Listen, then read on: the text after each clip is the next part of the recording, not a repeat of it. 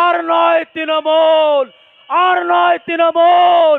এবারে বাজবে হুইসেলের আওয়াজ। চোরচাপটা চিটিংবাজ দুর্নীতিবাজরা বাংলা ছাড়া হবে। আপনারা যারা আমাদের প্রাণ, যারা আমাদেরকে অক্সিজেন দান করেন, যারা আমাদেরকে ভোট দিয়ে নির্বাচনে জয়যুক্ত করে বিধানসভায় সরকারে পাঠাবেন, সেই জনগণ জনার্দনকে শুভেচ্ছা ভালোবাসা জানিয়ে কয়েকটা কথা বলবো। আমি হুমায়ুনদার প্রতি কৃতজ্ঞ যে তিনি নন্দীগ্রামের মতন একটা হাই ভোল্টেজ সিট, যেখানে গত 2021 সালের নির্বাচনে মুখ্যমন্ত্রী মমতা ব্যানার্জি বিজেপির কাছে পরাজিত হয়েছিলেন, তিনি পরাজিত হওয়ার পর এবার আর ভয়ে সেখানে প্রার্থী হননি। তাই তিনি করলেন কি, বিজেপির একজন প্রধান প্রবীর কর, তাকে তিনি 2 ঘন্টার মধ্যে কন্ট্যাক্ট করে নন্দীগ্রামে প্রার্থী করলেন তৃণমূলের। সেখানে কম বেশি 40% মুসলমান বাস করে। মুখ্যমন্ত্রী মমতা ব্যানার্জি মুসলমানদের কথা মাথায় রাখেননি, তিনি মুসলমান প্রার্থী করেননি। তিনি কি করলেন, তিনি বিজেপির থেকে একজনকে নিয়ে প্রার্থী করলেন। এটা 2 ঘন্টা সিদ্ধান্ত ছিল না, এটা ছিল আরএসএস এবং বিজেপির সঙ্গে দীর্ঘদিনের ওনার সাথে যে বোঝাপড়া, তার চিন্তা ভাবনার ফল প্রকাশ হচ্ছে ওই প্রবীর কর বিজেপি থেকে আসা প্রার্থী। তো এই সমস্ত করে এবার আর উনি ক্ষমতায় থাকতে পারবেন না, কারণ বাংলার জনগণ এতদিন 15 বছর ধরে প্রচুর সহ্য করেছেন। এই 15 বছরের অত্যাচার থেকে মুক্তি পেতে চাইছে হুমায়ুন কবিরের নেতৃত্বে। তাই বাংলার জনগণের উদ্দেশ্যে হুমায়ুন কবিরের যে দল, আম জনতা উন্নয়ন পার্টির যে সিম্বল প্রতীক, তার নাম হচ্ছে বাঁশি অর্থাৎ হুইসেল চিহ্ন।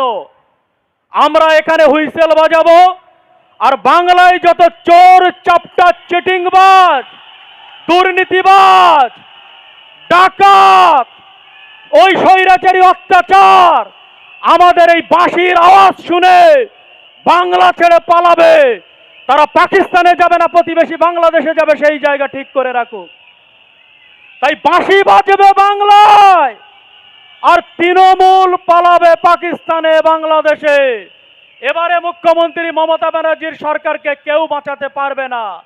উনি আই ওয়াশ করার জন্য 74 জন বিধায়ককে টিকিট না দিয়ে তিনি নতুন 74 জন লোকের নাম ঘোষণা করেছেন, কোটি কোটি টাকা রফা করে, যে কারণে বিভিন্ন জায়গায় সেই সমস্ত এমএলএরা টিকিট না পেয়ে ক্ষোভ প্রকাশ করে বলছেন আইপ্যাক আর ওই যুবরাজ ভাইবোকে টাকা দিতে না পারায় তারা টিকিট পাননি। আপনারা কান খুলে শুনে রাখুন বাংলার জনগণ, ওই 74টা সিট তো হারবেই, আর গতবারে 77 খানা সিট হেরেছিল। অলরেডি 152 খানা সিট তৃণমূল কংগ্রেস হারতে চলেছে। এই 2026 সালের নির্বাচনে আমরা হব নির্ণায়ক শক্তি, শুধু নয়, আমরা এবং আমাদের দল থেকেই মুখ্যমন্ত্রী তৈরি হবে।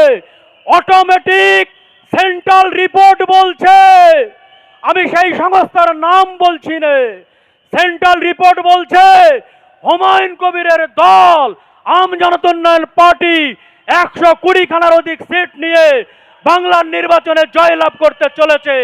সুতরাং এই 30 অঙ্কুর নির্বাচনে যে রেজাল্ট হবে, সেই নির্বাচনের মুখ্যমন্ত্রী প্রজেক্ট হবে হুমায়ুন কবির। তাই বাংলার ঘরে ঘরে বাঁশি বাজিয়ে যে সমস্ত ঘুমন্ত মানুষগুলো আছে, যে সমস্ত মানুষগুলো এখনো চোরচাপটা চিটিংবাজ তৃণমূলের সঙ্গে আছে, এই বাঁশি বাজিয়ে তাদেরকে জাগিয়ে দিয়ে বলুন, আর নয় তৃণমূল, আর নয় তৃণমূল। এবার বাজবে হুইসেলের আওয়াজ। চোরচাপটা চিটিংবাজ দুর্নীতিবাজরা বাংলা ছাড়া হবে। এই কটা কথা বলে আমি আমার সংক্ষিপ্ত বক্তব্য শেষ করছি। আপনারা দোয়া এবং আশীর্বাদ রাখবেন, আমরা বাংলায় যেন 120 খানা সিট পাই। পাশাপাশি শুভেন্দু অধিকারীর মতন নেতা, যিনি হিন্দু হিন্দু করেন, মুসলমানদের কথা বলেন না, আর এই প্রবীর কর যিনি আরএসএস এর নেতা, তাকে হারানোর জন্য দাদা পাঠাচ্ছে। আপনাদের আশীর্বাদ চাই, আমি যেন তাদের পরাজয় করে বিধানসভায় প্রবেশ করতে পারি, এই আশীর্বাদটুকু করবেন। ধন্যবাদ বাংলার জনগণকে, ধন্যবাদ।